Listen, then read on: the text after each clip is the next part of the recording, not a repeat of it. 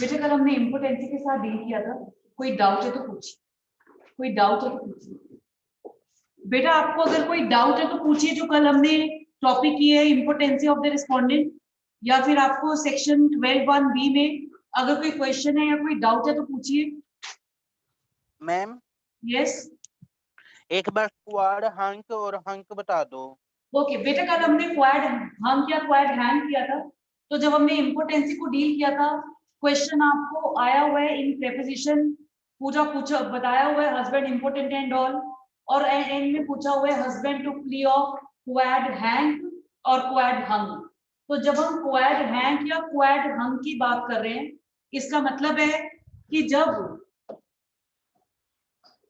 Husband है, case file किया है वाइफ ने, वाइफ इज द पिटिशनर, तो जो रिस्पोंडेंट है, respondent is taking plea of quoad hanc और क्वाड हंक। इसका मतलब है that generally husband is important, that he is not capable of consummation qua some specific individual, otherwise husband is impotent but he is not able to consummate marriage qua his wife only, कि आप एक specific individual के साथ marriage कॉन्ज्यूमेट नहीं कर पा रहे हैं, otherwise husband is impotent generally. Court ने रिजेक्ट कर दिया, कोर्ट कहता we are not concerned with your general impotency as you have to consummate marriage with your wife, therefore a person should be potent qua his wife only for the purpose of 12(1)(a). If a man or woman, if either of the party or any of the spouse is not able to consummate the marriage with his or her spouse, irrespective of the fact whether that person is generally potent or impotent, then that person will fall within the definition of impotency under section 12(1)(a). ये हमारा quad hanc या quoad hunk का plea था, and this defense is rejected by the Delhi High Court. This defense cannot be taken by respondent because जो आपका ground है उसमें use है marriage can not B consummated owing to the impotency of the respondent. Here we are not concerned with the general health of the spouse, we have to see the condition of the spouse to his spouse only. Clear है? कुछ और पूछने बेटा आपने? Yes, इसके साथ हम 12(1)(c) start कर रहे हैं। 12(1)(c) कंसेंट बाय फोर्स और फ्रॉड। कंसेंट बाय फोर्स और फ्रॉड, जो आपका ये वाला प्रोविजन है ये बहुत इंपॉर्टेंट है, आपका ये वाला प्रोविजन बहुत इंपॉर्टेंट है। तो कभी भी हम जब 12(1)(c) की बात कर रहे हैं, it has to be read with 12(2)(a).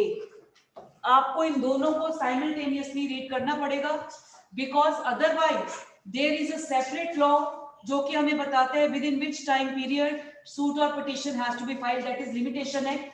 But for the purpose of 12(1)(c) and 12(1)(d), limitation has been prescribed by the law itself in subsection 2 to subclause A and B. Now the next round is consent by force or fraud. Please अपना बेरेक्ट refer करें, please अपना बेरेक्ट refer करें।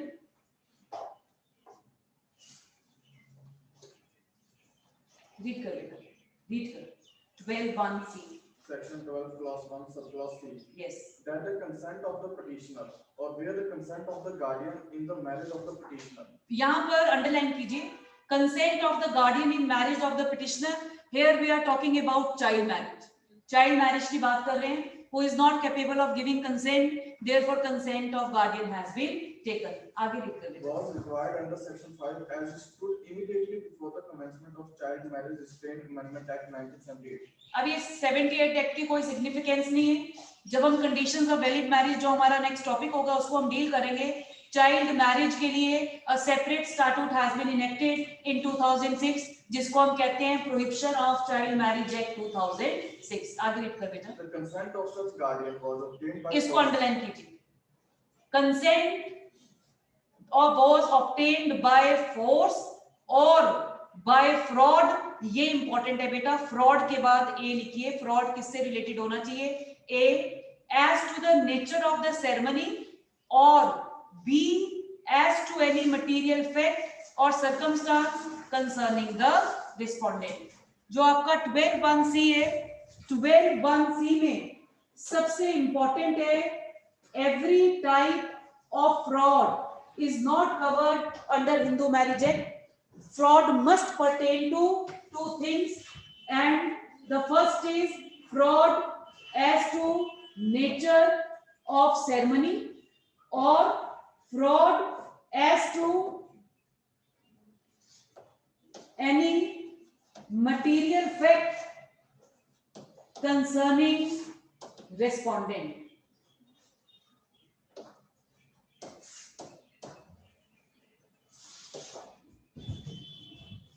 जो हमारे interpretation की जरूरत है, that is with regard to these two phrases. Force तो चलो ठीक है, फोर्स तो हमें पता है, फोर्स अप्लाई की है. बाय फोर्स आपने कुछ किसी को हार्म का कह दिया कि इसको हार्म पहुंचा दूंगा, या वाइफ को, या आप किसी तरह से उस पर फोर्स अप्लाई कर रहे हैं, आपने कंसेंट ले लिए prior to marriage. But fraud के लिए बड़ा जरूरी है, fraud must pertain to two thing. First is nature of ceremony and second is as to any material fact concerning respondent. हम एक एग्जाम्पल लेंगे जो कि केस लॉ के फैक्ट्स हैं, पर क्योंकि जजमेंट हाई कोर्ट का है, हम उस फैक्ट्स की बजाय हम फैक्चुअल सिचुएशन डिस्कस कर रहे हैं, जो कि ये रियल केस के फैक्ट्स हैं, और इसको हमने कैसे डील करना है इन एग्जामिनेशन. हाँ जी, केस है एच एंड जो वाइफ है, wife belongs to Christian religion. ठीक है please.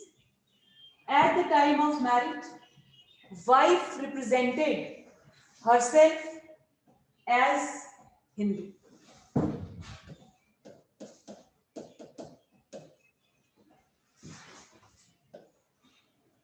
Their marriage gets solemnized. After marriage, husband came to know that wife is a Christian, and he filed petition.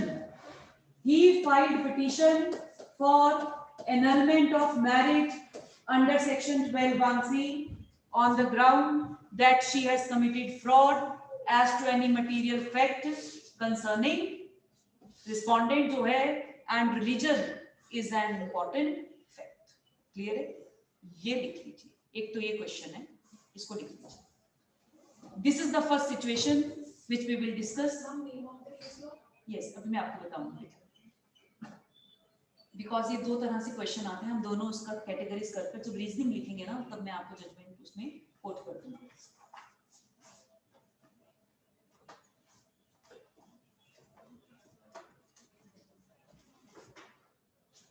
Question लिखिए, ये diagram draw कर लीजिए, fact सही है.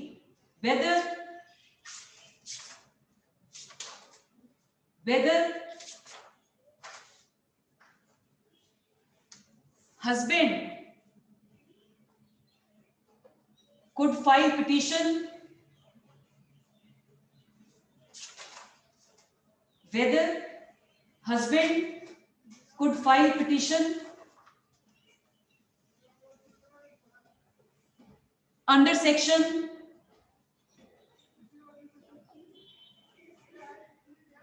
12(1)(c)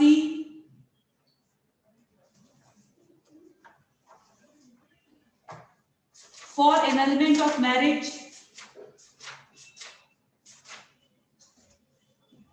for annulment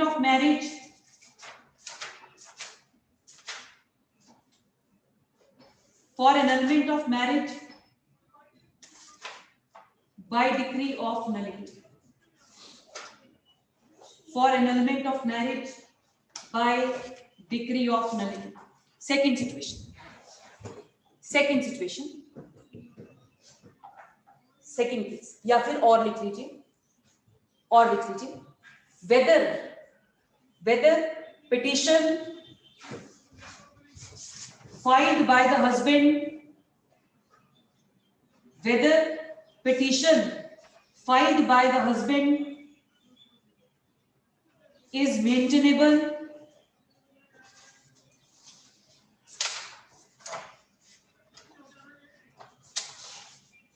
second situation देखिए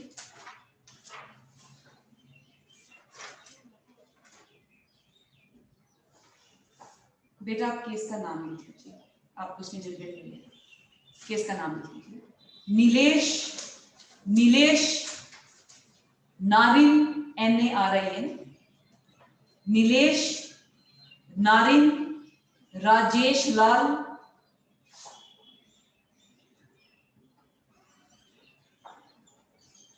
versus Kashmira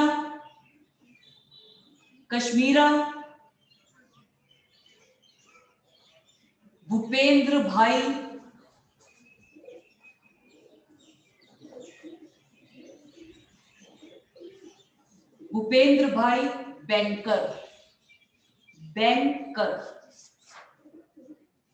banker citation AIR 2010 Gujarat page 3 जो ये वाला केस है, इस जजमेंट की कोई नाम की रेलेवेंस नहीं है, पर जो हम रीजनिंग करेंगे, कुछ बेटा रीजनिंग आपका जो मेंस का एग्जामिनेशन है उसमें रीजनिंग सबसे इंपॉर्टेंट है, तो रीजनिंग के लिए हमें रेफर करना पड़ता है। जो ये जजमेंट है इसमें सुप्रीम कोर्ट की एक जजमेंट रेफर्ड है, वो नोट करिए।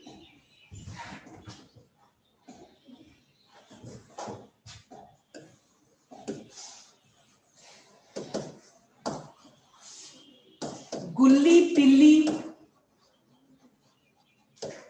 सौर्या राज, गुल्ली पिल्ली सौर्या राज वर्सेस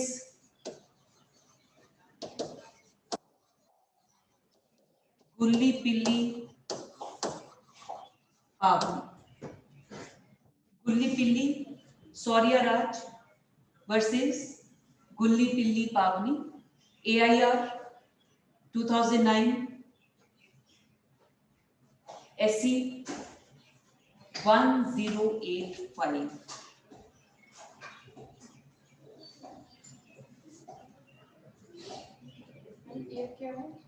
बेटा 2009 है, 2009 सुप्रीम कोर्ट 1085, ठीक है प्लीज। बेटा इशू दोनों का इसमें कवर होगा, बिकॉज इसमें आप लिख लीजिए इंटरप्रिटेशन ऑफ इस केस के लिए, जो एक गुल्ली पिल्ली सौर्या राज और ये सब चीजें किसे interpretation of section 2 read with preamble, comma section 5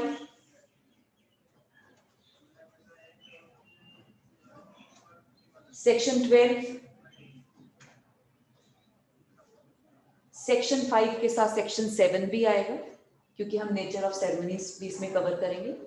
5, 7, 12, 11 ये सारे सेक्शन हमारी रीजनिंग में इन्वॉल्व होंगे। अभी हमने इसको इसलिए लिखा बिकॉज जजमेंट में रेफर्ड है, पर वो कैसे इसमें यूज हुए हैं वो हम इसमें डिस्कस करेंगे। क्लियर है? सेकंड क्वेश्चन लिखिए,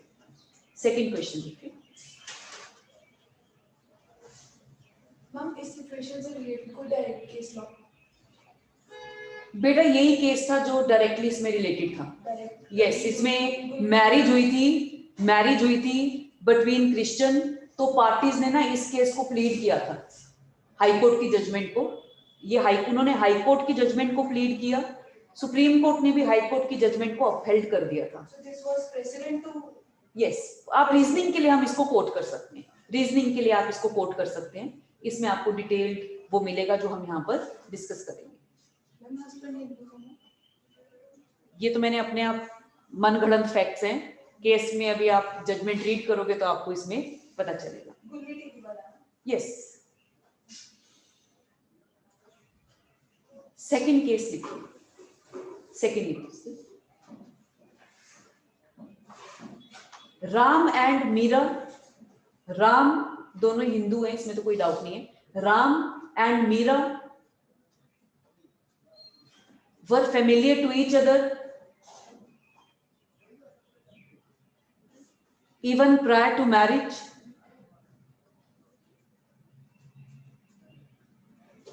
Ram told Meera that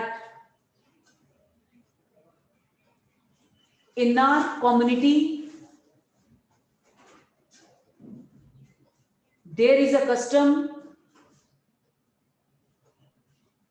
ma'am told that के बाद क्या है?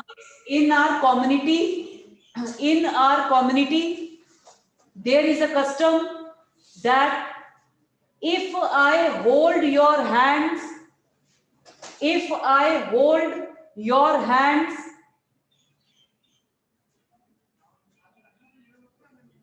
in temple for 10 minutes, our marriage will get solemnized. Our marriage will get solemnized. As he wanted to commit fraud. He wanted to commit fraud on her. After marriage, Meera came to know about the truth. Meera came to know about the truth, and she filed petition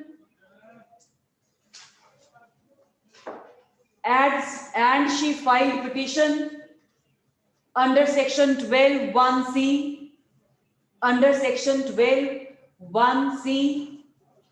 on the ground of fraud as to nature of ceremony.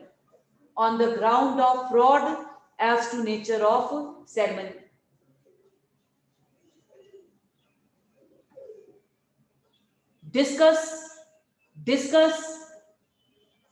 the issue relating to the maintainability of the said petition.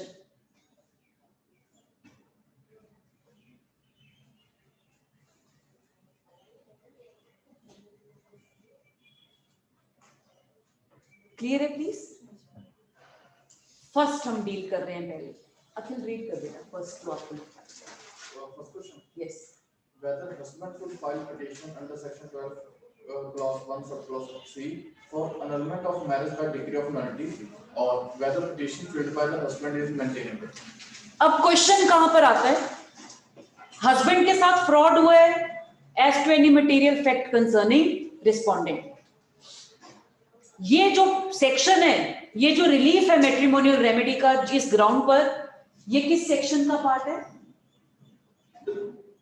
अरे बताओ, ये तो basic question है बेटा। कौन सा ये जो रिलीफ हम बात कर रहे हैं, कंसेंट बाय फोर्स और फ्रॉड, ये किस मैट्रिमोनियल रेमेडी का पार्ट है? Voidable marriage. और वॉइडेबल मैरिज किस पार्ट का हमारा मैरिज में किस टॉपिक का पार्ट है? Voidable marriage, nullity of marriage. Nullity of marriage किसका पार्ट है? डाइवोर्स का पार्ट थोड़ी ना है। 9 to 13 क्या प्रोवाइड करता है? मेन रिलीफ हमें किन केसेस में मतलब अवेलेबल है? मैरिज। तो मैट्रिमोनियल रेमेडीज का तो क्वेश्चन बाद में अराइज होगा। पहले तो मैरिज होनी चाहिए अंडर हिंदू मैरिज एक्ट। उसके बाद हम रेफर कर रहे हैं टू द प्रिएम्बल, क्योंकि इस केस में रेफर्ड है preamble.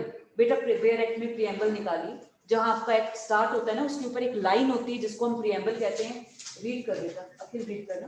An act to amend and codify the law relating to marriage among Hindus. Yes, इसको अंडरलाइन कर लीजिए, इंपॉर्टेंट है। An act to codify law relating to marriage among Hindus. इसका मतलब हिंदू मैरिज एक्ट का जो प्रिएम्बल है, उसने उसका ऑब्जेक्ट क्लियर करा कि लॉ किसको एप्लीकेबल है, सिर्फ हिंदूज को। जहां पर पार्टी ही हिंदूज नहीं है, वहां पर एक्ट के एप्लीकेबिलिटी का क्वेश्चन राइज नहीं होता। ये तो बोल रहा है रेस्पोंडेंट, इसका मतलब ये बोल रहा है, वाइफ बोल रही है, क्योंकि हस्बैंड ने पिटिशन फाइल की है कि एक्ट अप्लाई नहीं कर रहा, क्यों, तो रेमेडी का क्वेश्चन राइज नहीं होता। फिर हस्बैंड कह रहे पर सेक्शन 5 भी एक बार देख लेना चाहिए। सेक्शन 5 में कुछ ऐसी फ्रेजोलॉजी यूज है जिससे केस सेक्शन के अंदर हमारा हिंदू मैरिज एक्ट के अंदर फॉल कर सकता है। प्लीज सेक्शन 5 रेफर करें बेटा, रीड कर section 5। Section 5 conditions of Hindu marriage. Marriage may be solemnized. मे को अंडरलाइन कर लीजिए, मे को अंडरलाइन कर लीजिए। आपका जो ओपनिंग फ्रेज है वो कह रहे हैं a marriage may directory condition है, इट मे बी और माइट नॉट बी, तो पॉसिबिलिटी है हो या ना हो, उससे फर्क नहीं पड़ता, डिस्क्रिशनरी है, मे है। आगे लिख कर बेटा मे के बाद। May be solemnized between any two Hindus. Yes, यहां पर जो हस्बैंड है उसने प्ली लिया कि हमें सेक्शन 5 को एक बार देखना चाहिए। सेक्शन 5 में मे वर्ड का इस्तेमाल हुए, और जो मे वर्ड है वो सिग्निफाई कर रहा है कि पार्टीज हिंदूज हो भी सकती है और हिंदूज नहीं भी हो सकती। उसके बाद ये सुप्रीम कोर्ट ने रिजेक्ट कर दिया कंटेंशन। और वो क्यों किया? उन्होंने कहा सेक्शन 5 कभी भी डायरेक्टरी नहीं है, सेक्शन 5 मैंडेटरी प्रोविजन है लॉ का। फिर मे वर्ड का क्या सिग्निफिकेंस है? बिकॉज अगर आप कोई चीज कह रहे हैं, आपको रीजन्ड decision which has been recognized as one of the principle of natural justice, आपको जस्टिफाई करना पड़ेगा कि आपने किस बेसिस पर बोला। उन्होंने कहा ये जो कंडीशंस हैं, this provision this is mandatory in nature. जो मे वर्ड है वो इसलिए यूज नहीं हुआ पर्सन मे बी हिंदू और might not be Hindu, rather may word का क्या सिग्निफिकेंस है? मे वर्ड का सिग्निफिकेंस है कि if any person is Hindu, he has option. That person could decide to marry or not to marry. वो तो एक एडल्ट की मर्जी है कि वो मैरिज करना चाहता है या नहीं करना चाहता। तो जो मे वर्ड है वो इस पॉसिबिलिटी के लिए है, a Hindu might choose to marry or might not choose to marry, but if he exercises option in favor of marriage, then all the conditions are mandatory.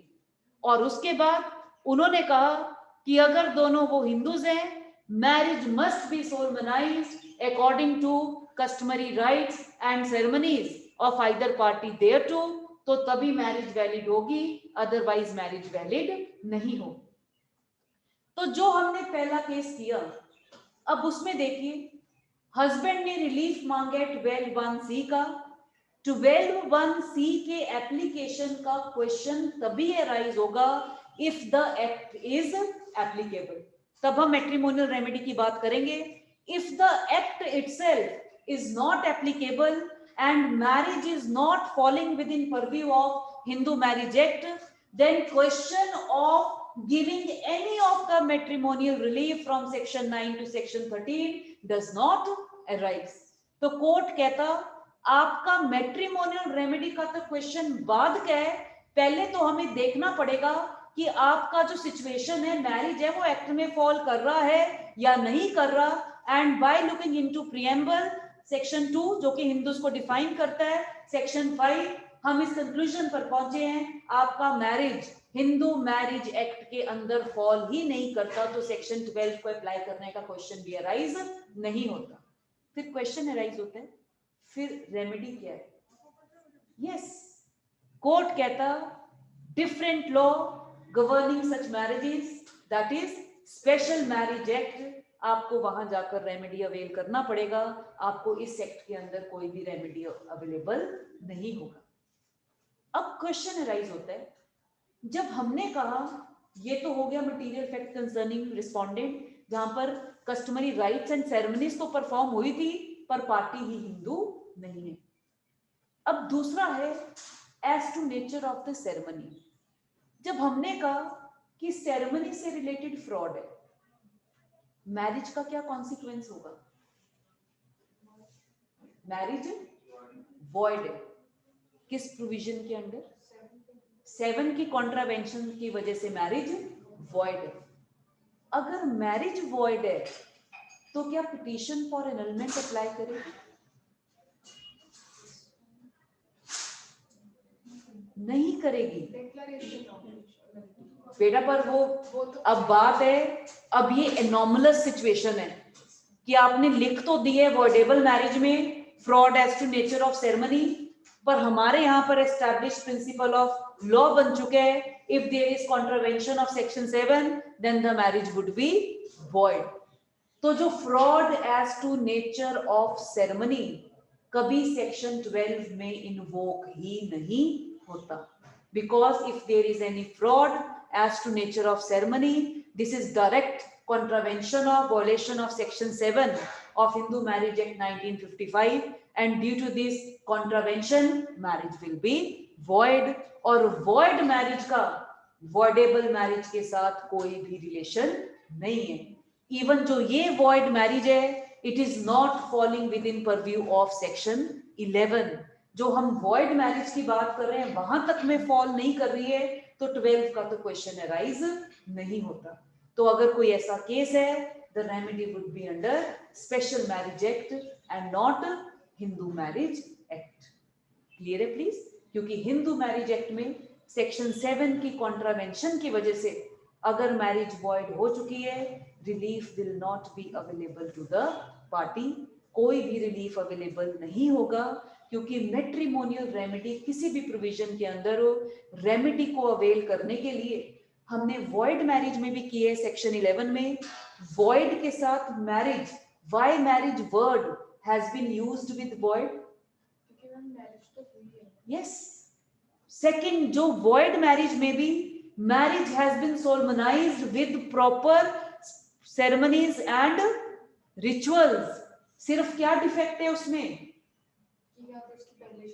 या तो किसी स्पाउस के ऑलरेडी वो मैरिड स्पाउस है, या फिर prohibited है, या स्पिंद है।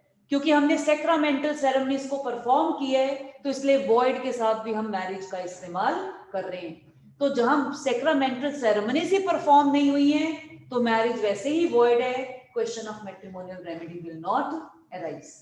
कोई डाउट है तो पूछिए, ये इंपॉर्टेंट है बेटा, प्रीलिम्स के लिए नहीं, आपके मेंस के लिए, बिकॉज ये रीजनिंग आप मेंस में ही दे सकते हैं। इस केस में तो चलो मैं रिलीजन में लगता, अगर रिलीजन भी सेम होता तो सेरेमनीज भी परफॉर्म होती, तब तक 12 के अंदर आता फ्रॉड से रियल है बेटा। पर सेरेमनी तो तब है ना, वॉइडेबल मैरिज हम कह रहे हैं, कंसेप्चुअली देखो पॉसिबल है या नहीं है। रिलीफ तो 12(1)(c) में है, पर रिलीफ कौन से मैट्रिमोनियल रेमेडी में है? Voidable marriage. वॉइडेबल मैरिज कहता है valid marriage and option has been given to the aggrieved party, that party could annul it by filing petition for decree of nullity। तो वैलिड मैरिज तो होनी चाहिए ना। अब यहां पर तो जो सिचुएशन हम डिस्कस कर रहे हैं, प्रोविजन में आपने ग्राउंड लगा दिया, पर उस प्रोविजन की कॉन्ट्रावेंशन, सेक्शन 7 का कॉन्ट्रावेंशन की वजह से वो क्या है? मैरिज वॉइड है। तो हमें हार्मोनियस कंस्ट्रक्शन करना पड़ेगा बिटवीन ऑल द प्रोविजंस, जहां, क्योंकि बेटा मैट्रिमोनियल रेमेडी का क्वेश्चन वहीं अराइज होएगा जहां पर मैरिज हुई है प्रॉपर कस्टमरी राइट्स या सेरेमनी से। जहां पर मैरिज ही नहीं हुई है with proper rights and ceremonies, case will fall under section 7 and the marriage would B for it. तो मैम ये जो है नेचर ऑफ सेरेमनी ये कभी इन्वोक ही नहीं होता बेटा, इसलिए इस पर कोई जजमेंट भी नहीं है। पर मैम ये एक केस में इन्वोक हो सकता है, किसमें? जैसे मैम अगर लड़की 18 अबव है लेकिन बहुत इनोसेंट है, उसको पता ही नहीं है कि ये क्या सेरेमनीज करा रहे हैं और बाद में उसको पता चले कि मेरी शादी हो गई है। बेटा उसकी इग्नोरेंस से मैरिज वैलिड नहीं होगी। Exactly, because she is a yes, नहीं, आपका अब हमें आपने जो बोला दैट इज एब्स्ट्रैक्ट नोशन। अब मैं कहूँ अखिल बड़ा इनोसेंट और बहुत ही है और रियलिटी में ये सुपारी किलर हो, फिर मतलब हम, ये तो हमारी परसेप्शन है ना, हम किसको कैसे परसीव करते हैं, तो हर किसी की परसेप्शन डिफरेंट होती है। हम किसी को कहते हैं बहुत अच्छा है, अब कोई सोचे जी जो अबू सलीम था जब उसका एक्स्ट्राडिशन हुआ उसने माइंड बना लिया कि वो यूपी से इलेक्शन लड़ेगा, और आप मानेंगे कॉलेज गर्ल्स की लाइन लग गई उसको देखने के लिए। वो अगर वो मतलब उसके चांसेस बन गए थे कि शायद वो इलेक्शन जीत भी जाए, तो हमने रिप्रेजेंटेशन ऑफ पीपल्स एक्ट में चेंज कर दिया और उसे डिस्क्वालीफाई कर दिया। बिकॉज ऐसे लोग अगर इलेक्शन लड़ने लगे तो इंडिया का जो पॉलिटिकल जो सिस्टम है ऑलरेडी वो इतना शेटर्ड है, फिर तो बिल्कुल ही वो डिमोलिश हो जाएगा, बिकॉज माफिया ही फिर तो गवर्नमेंट रन करना स्टार्ट कर देगा। तो जो हमारा परसेप्शन है ना वो पर्सन टू पर्सन वेरी करता है। तो आपने तो उसको भोला कह दिया, क्या पता वो शरारती तत्व हो। अब भोला कौन है, और वो हमने नहीं माना, हमने क्या है लॉ, जो आपने कहा है ignorance of law is no excuse, तो एस्टैब्लिश प्रिंसिपल ऑफ लॉ है बेटा। क्यों? फिर तो हर आदमी क्राइम करेगा या सिविल रॉन्ग करेगा, बाद में कहेगा मुझे तो पता ही नहीं था, तो कोर्ट ही फिर तो विंडल हो जाएगा, कहां पर एंटरटेन करे कहां करे। तो every person is presume to know the law of the land. तो हमें नहीं पता उसे पता है नहीं पता, लॉ है तो पहले पढ़कर ही उसको मैरिज करनी चाहिए। ठीक है प्लीज। इसको अनफिट फॉर मैरिज बोल सकते हैं हम जो सिचुएशन में बताई। अनफिट फॉर मैरिज क्यों? इसमें आपका आपने क्यों नॉलेज नहीं है उसको भी मैरिज के क्या कॉन्सिक्वेंसेस है भी बेटा, उन्होंने सेरेमनीज बोला है, कॉन्सिक्वेंसेस नहीं बोला। सेरेमनीज कराने में उसे पता ही नहीं कैसे होता है। क्यों? इसमें क्या है, इसमें तो कोई बड़ी बात नहीं है। अब कई बार है जब हम ह्यूमन रिलेशनशिप की बात करते हैं ना बेटा, कई लोग ना पागल बनना चाहते हैं। आप ऐसा नहीं कि आपको पता नहीं है। अब फॉर एग्जाम्पल एक लड़का और लड़की they are in a relationship, तो लड़का ना डोमिनेटिंग पोजीशन में है, मतलब ऑब्वियस है एक डोमिनेट, दोनों कभी इक्वल फुटिंग पर नहीं रहते, एक डोमिनेटिंग हो जाता है दूसरा उसके डोमिनेटेड होकर भी वो खुश है, तो वो अपनी आंखें बंद कर लेता है कि जैसा वो बोल रहा है ठीक ही बोल रहा होगा, तो ठीक है। लड़का कहता है घर से भागकर शादी कर लेते हैं, लड़की कहती है ठीक है मैं आ जाऊंगी बैग पैक करके। यहाँ तक कि लड़की अपनी मदर का स्त्री धन भी साथ ही ले जाती है विद फादर्स कैश जो भी वहां पर पड़ा है कि भागकर शादी करनी है। जो आप बात कह रहे हैं ना बेटा unfit for marriage, unfit for marriage का डिफरेंट स्टैंडर्ड है। अब इस लड़की को पता है कि शादी क्या है और शादी के कॉन्सिक्वेंसेस क्या हैं, वो कोई अनफिट फॉर मैरिज नहीं है। पर शायद अगर हम सोशल स्टैंडर्ड्स के अकॉर्डिंग सोचें, she is of unsound mind. Yes, उसको यही नहीं पता उसके एक्ट के क्या कॉन्सिक्वेंसेस होने हैं, क्या पता उसकी मैरिज होनी है या नहीं होनी है। जब आपकी सोचने और समझने की शक्ति खत्म हो जाती है, उस अनफिटनेस को हम यहाँ मैरिज में नहीं लेते। अब जो लड़की है, लड़का आगे जाकर उसको कहता है कि अगर अब मूवी का सेट लगा हुआ है उसमें गणेश की मूर्ति रखी हुई है, लड़के ने कहा इसकी अगर हम साथ, हमारा पूर्वजों का मंदिर है 7 चक्कर काट लेंगे तो मैरिज हो जाएगी। किसी के फेथ को या रिलायंस को आप ये नहीं कह सकते कि वो अनसाउंड माइंड है। क्लियर है? उसने तो फेथ की है, दूसरे को बिलीव की है, तो किसी के बिलीफ को हम अनसाउंडनेस ऑफ माइंड नहीं बोलेंगे। क्लियर है? अब बच्चे को हम कह देते हैं दूध पी लो नहीं तो टाइगर आ जाएगा, बच्चा हमें बिलीव कर लेता है, वो बिलीव कर लेता है कि क्या पता वो आ जाए, वो हम पर बिलीव कर रहा है। तो अगर उसका बिलीफ है, हाँ वो कोई अनसाउंड माइंड थोड़ी ना है फिर। तो बिलीफ इटसेल्फ, वो किसी का बिलीफ एक्वायर करना, it is not an easy task. तो जो विश्वास और ये बिलीफ फेथ लोग सिर्फ क्लोज रिलेशनशिप पे करते हैं, और आज के टाइम पर तो सिर्फ पेरेंट्स को छोड़ दो, बाकी तो किसी पर आप ब्लाइंडली बिलीव कर ही नहीं सकते। तो अगर कोई ब्लाइंडली बिलीव कर रहा है उसको हम अनसाउंडनेस ऑफ माइंड में कवर नहीं करेंगे बेटा। फिर तो कोर्ट यही देखता रह जाएगा, पहले ये देख लें पहले कि उसको समझ थी नहीं थी, हमने तो जो लॉ ने लिखा है वो हमें अप्लाई करना है। ठीक है प्लीज। हाँ जी, कोई डाउट है तो पूछिए, कोई डाउट है तो पूछिए, रीजनिंग लिखिए।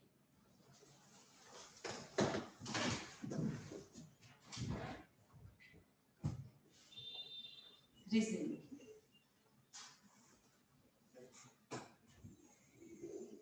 बेटा, रीजनिंग लिखिए। इशू वाइफ दोनों की रीजनिंग सेम आएगी बेटा, क्योंकि जो डिस्प्यूट है पहले में तो प्रीएम्बल ही अप्लाई नहीं कर रहा और दूसरे में नेचर ऑफ सेरेमनी नहीं है, तो मैरिज वॉइड है। क्लियर है? यस, जहां पर वो दोनों हिंदूज है ना, फिर वहां पर हम प्रीएम्बल को रेफर नहीं करेंगे, क्योंकि वो कंडीशन तो फुलफिल हो रही है, पर सेक्शन 7 का कॉन्ट्रावेंशन है, तो वो क्वेश्चन पे डिपेंड करेगा आपने रीजनिंग में से क्या क्या उठाना है। क्लियर है? तो दोनों तरह में से किसी तरह का भी क्वेश्चन आपको आ सकता है। हम पूरी रीजनिंग ले रहे हैं प्रीएम्बल से लेकर 5, 7, 12 तक, पर आपने वो रीजनिंग उठानी है जो वहां पर फिट होती है। क्लियर है प्लीज? यस, इसमें preamble to Hindu Marriage Act, preamble to Hindu Marriage Act indicates that the act was enacted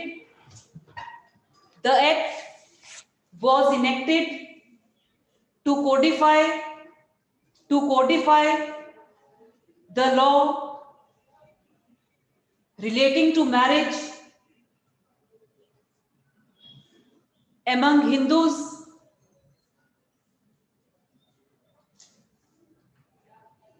full stop. And the term Hindu has been specifically defined in section 2. तो अगर आप Christian कह रहे हैं तो वो कभी हिंदू नहीं हो सकता। Section 5 of the Act,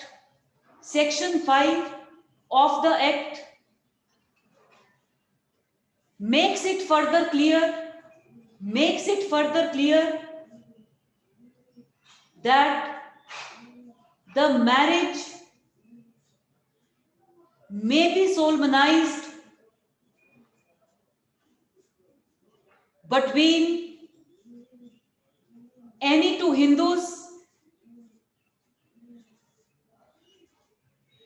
if the conditions contained in said section were fulfilled.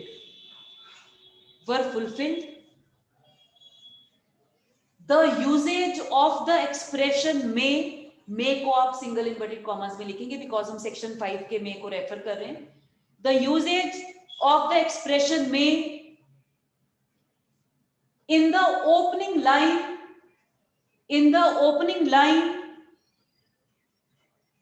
of the section does not make the provision of section 5 optional. Does not make the provision of section 5 optional. Rather, it indicates that a marriage can be solemnized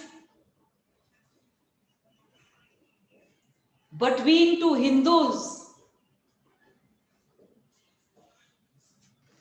if the conditions indicated were fulfilled. If the conditions indicated were fulfilled. Thus, in event the conditions remains unfulfilled, a marriage between two Hindus could not be solemnized.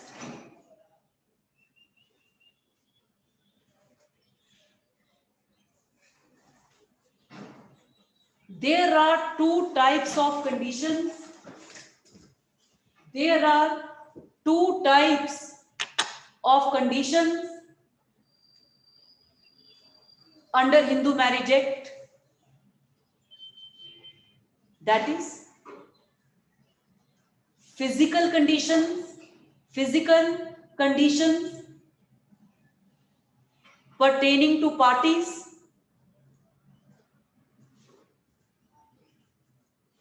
under section 5 and secular conditions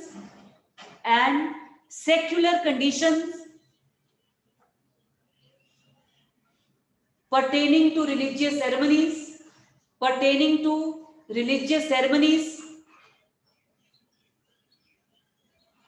under section 7.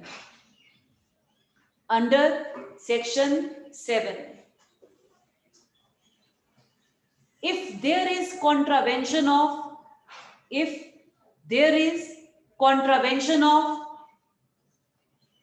section 7, then the marriage would be void.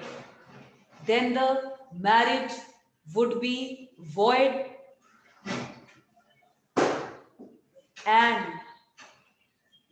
there would be no question of any kind of matrimonial remedy.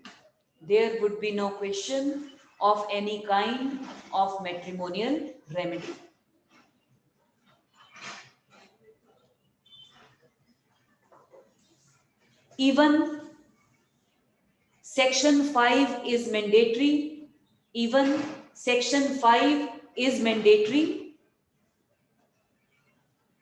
The word may को आप फिर से single inverted commas में लिखेंगे. The word may signifies that if any person is Hindu,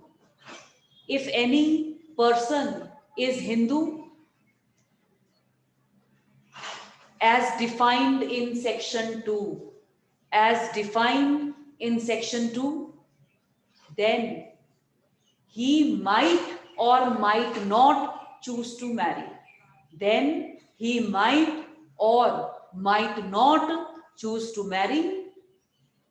But if he takes decision, he or she दोनों ही हो सकते हैं क्योंकि हम पर्सन की बात कर रहे हैं. But if he takes decision in favor of marriage, then all the conditions prescribed by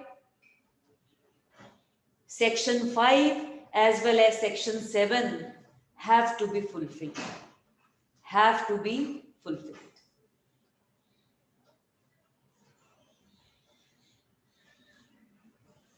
clear है बेटा? ये आपकी रीजनिंग है. अब हम 1 by 1 दोनों केसेस को डिस्कस कर रहे हैं. अखिल पहला रीड कर बेटा. जो हम सिचुएशन दिए ना आपको वो रीड करना. राम and मीरा. नहीं, उससे पहले वाली. Whether husband should file petition under section 12 clause 1 subclause 3 for annulment of marriage by decree of nullity. Yes, इसमें लिखिए. In the present case,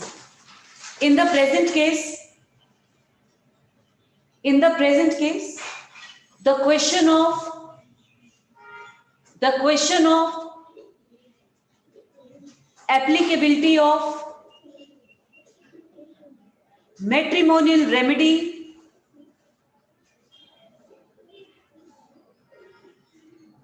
under section 12(1)(c) would arise only if the act itself is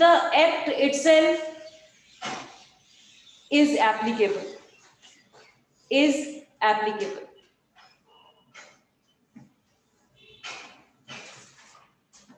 And preamble to the act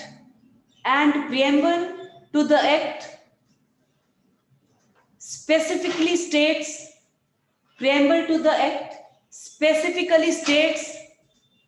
that, वो आप एक line लिख लेना बेटा जो आपकी preamble है. Preamble में ना, it is an act relating to codify law relating to marriage among Hindus. Therefore, Hindu Marriage Act is applicable to Hindus only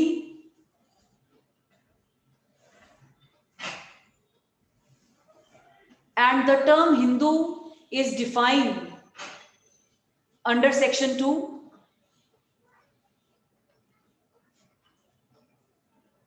and as per negative definition, जब हमने बेटा उस ग्राउंड ऑफ डाइवोर्स में किया था, हमारे हिंदूज में एक नेगेटिव है एक पॉजिटिव, और नेगेटिव में क्लियर कट लिखा हुआ है any person who is not a Muslim, Christian, Parsi, ज्यू, और हमने यहाँ पर बताया कि वाइफ क्या है, ओरिजिनली क्रिश्चियन है। क्लियर है? And as per negative definition of this term, Christians are excluded. Christians are excluded from its purview.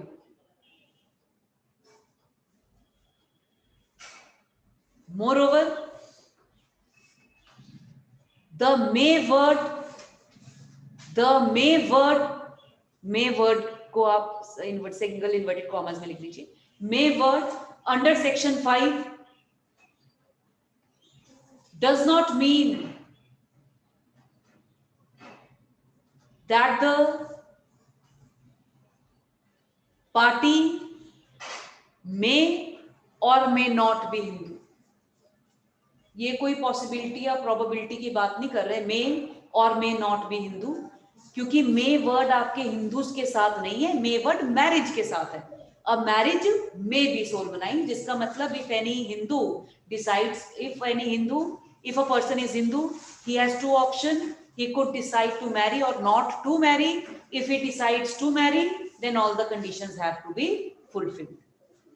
Thus, when the act, जो आपका ये रीजनिंग है, आपको इसको आगे फर्दर सब्सटेंशिएट करेगा, जो आपने पीछे पैराग्राफ में लिख लिया है सेक्शन 5 को और ये सब, उसमें आप फिर ये कंक्लूड करें। Thus, question of matrimonial remedy. Thus, question of matrimonial remedy under section 12(1)(c) would not arise as act itself is not applicable to the present case. As act itself is not applicable to the present case.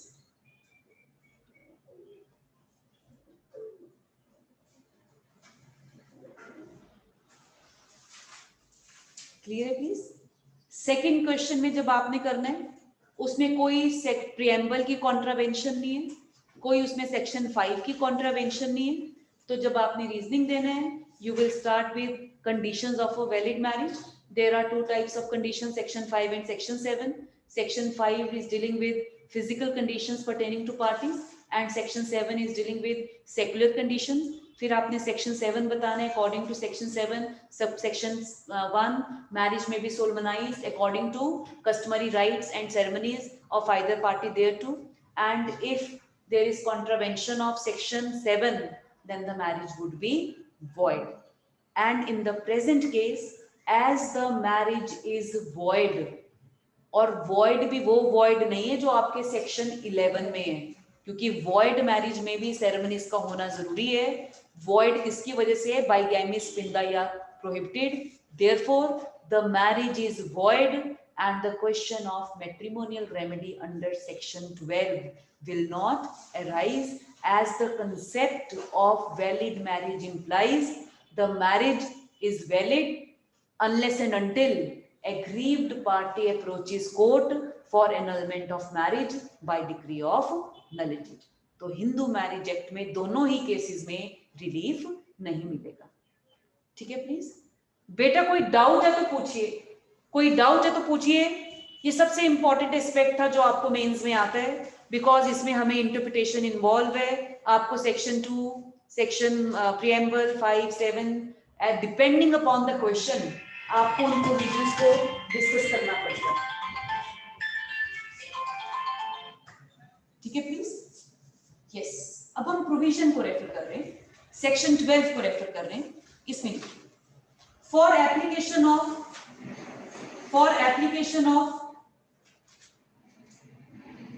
Section 12(1)(c, for application of section 12(1)(c). Ma'am ये किसमें कर रहे हैं अभी, consent fraud वाले में लिखना है ना? हाँ बेटा, हम ग्राउंड को डिस्कस कर रहे हैं। Conditions required to be fulfilled for applicability of 12(1)(c). For applicability of 12(1)(c), the following conditions must be fulfilled. The following conditions must be fulfilled. First, consent must be taken by force or fraud. Consent must be taken by force or fraud. Second, fraud must pertain to two things.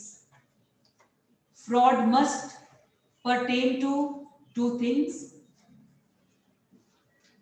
First, as to nature of ceremony, as to nature of ceremony, or second, as to any material fact concerning respondent, as to any material fact concerning respondent, as to any material fact concerning respondent. हाँ जी, underline कर लीजिए, material fact concerning respondent. किसी को बहुत chronic disease है और उसने conceal की है, that is a material fact concerning respondent. हाँ जी, बॉय गर्ल को स्पेक्स लगी हुई है and they haven't disclose this fact eight the time of marriage. Husband came to know about this after marriage and he filed petition for annulment of marriage by decree of nullity on the ground there is a fraud as to any material fact concerning respondent. Will it be decreed? नहीं, ये तो हम discuss कर रहे हैं। Chronic disease में तो होगा ही बेटा, अगर किसी को एड्स है या कैंसर है, यस दे विल बी। अब तो नेक्स्ट सिचुएशन डिस्कस कर रहे हैं। बाय बिकॉज़ ना आईसाइट का नंबर कम ज्यादा होना is not any disease, it's just living life में कोई इफेक्ट नहीं पड़ेगा, इससे मैट्रिमोनियल लाइफ में कोई इफेक्ट नहीं होगा। पर हस्बैंड कहे कि मैं आई टू आई कांटेक्ट ही नहीं कर पाता इसकी वजह से। And this is not a material fact. Specs तो हर तीसरे बंदे को लगी हुई है आजकल। Yes, ये मटेरियल फैक्ट नहीं है। It is not a material fact. जो आजकल का जो लाइफस्टाइल है वहां पर इतना स्ट्रेस है, ये सब बहुत ट्रिवियल इश्यूज हैं। स्पेक्स ये कोई मटेरियल फैक्ट नहीं है। क्यों? आजकल हर 5वें या 6ठे इंसान को, इवन बच्चा जब बॉर्न होता है, कई बार बच्चे को एट द टाइम उसका बर्थ हुए उसी टाइम डॉक्टर्स कह देते हैं कि इसको तो आईज का सर्जरी चाहिए या ऑपरेशन चाहिए या नंबर है तो उसको स्पेक्स। इवन किंडरगार्टन में किड्स आते हैं and they are having specs. ये कोई ऐसा मटेरियल फैक्ट नहीं है जिसकी वजह से आप मैरिज को एनल करवाएं। क्यों? क्योंकि स्पेक्स लगाना इज नॉट एनी इश्यू कि उससे कुछ उनका मैरिटल लाइफ इफेक्ट होगा। हाँ जी, बीपी, ब्लड प्रेशर, शुगर, क्यों?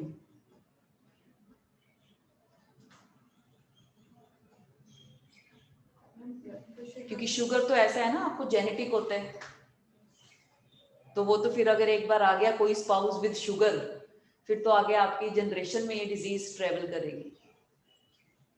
बीपी और उसके लिए तो सेम ही रीजन बेसिकली वो स्ट्रेस लाइफ है। बीपी और sugar can be low or high on the daily circumstances. Yes, BP कोई ऐसी बीमारी नहीं है कि कुछ हो जाएगा। इवन यहाँ पर बैठे बैठे हम में से किसी का भी बीपी लो हो सकता है due to any external factor. तो इवन अगर आपके घर पे कुछ प्रॉब्लम है, स्ट्रेस की वजह से आपका बीपी हाई या लो जा सकता है, इसमें कोई बड़ा इश्यू नहीं है। तो अगर ऐसा कुछ प्रॉब्लम है तो ये कोई वो प्रॉब्लम नहीं है। यस, यहाँ पर ये आपको वहां पर लिखना पड़ेगा। अगर किसी के लिए ये बहुत ही इंपॉर्टेंट इशू है तो वो शादी के टाइम से पहले ही पूछ ले। जिसको ऐसा कुछ है कि बीपी नहीं होना चाहिए, शुगर नहीं होना चाहिए स्पाउस में, अगर नहीं पूछा है, ये कोई बताने वाली चीजें नहीं है जो कोई भी बताएगा, ये कोई मटेरियल फैक्ट नहीं है। पर अगर ये फैक्ट बहुत इंपॉर्टेंट है किसी के लिए तो ये उसको इंक्वायरी करना चाहिए at the time of. For example, लड़की को पता चलता है कि जो हस्बैंड है वो अल्कोहल कंज्यूम करता है आफ्टर मैरिज, वो इस पर के पिटीशन फाइल करती है for annulment of marriage by decree of nullity under section 12(1)(c) fraud as to material fact. Yes, इसमें अब क्वेश्चन है, is it a material fact? ये मटेरियल फैक्ट है।